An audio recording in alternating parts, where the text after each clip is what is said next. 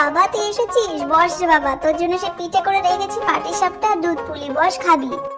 আমি তো তোমার হাতে পিঠে খেতে এলাম গো, পিঠে খেয়ে ঝট করে চলেও যাবো কিন্তু, ঠিক আছে? আমি তো অনেক সামনে এসেছি, তাড়াতাড়ি দাও, ঝটপট করে আমি বসলাম। আচ্ছা বাবা তুই বস, আমি এক্ষুনি নিয়ে আসছি।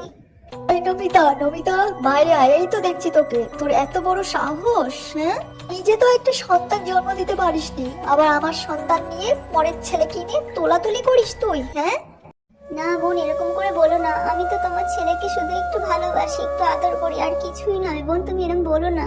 নিজে মা হতে পারিসনি, তাই পরের ছেলেকে নিয়ে টানাটানি করিস, অসভ্য একটা মহিলা।